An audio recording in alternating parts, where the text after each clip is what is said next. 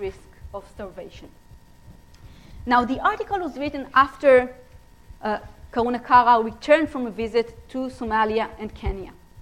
And the article accordingly describes his first-hand impressions on the crisis.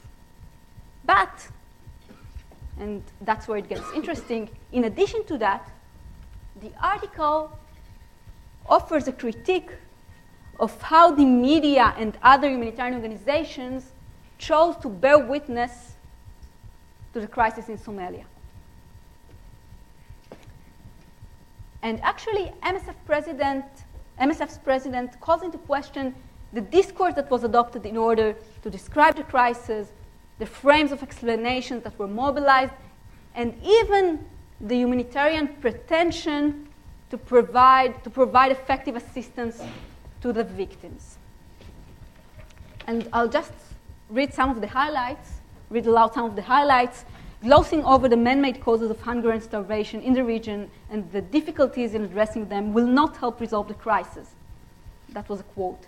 And Karanakura goes on to say that many victims actually cannot be reached by aid workers because of the political pressures exercised by the various camps in the civil war, which is raging in Somalia. And another quote, in spite of our constant negotiations with all parties to the conflict to gain access, we may have to live with the reality that we may never be able to reach the communities most in need of help.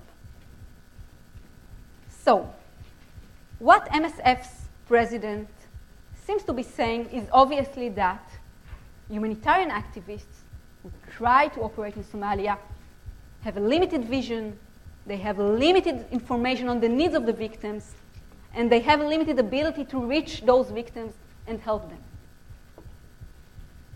But what Karanakura also seems to be saying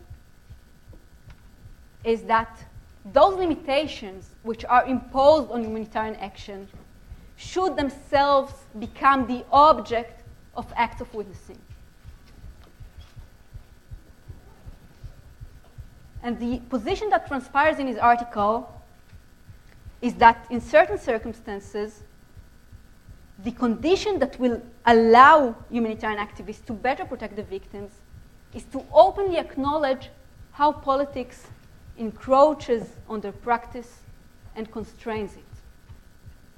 What he seems to be saying is that for him, this is the deepest meaning of witnessing. And he seems to be saying that for him, what it takes to truly become a witness to distant suffering is to exercise a constant suspicion against politics and humanitarianism alike. Do we have time for questions? No. We could join you. So you're all invited to join us for coffee? We're going to go upstairs for coffee. Okay. Thank you. Thank you very much.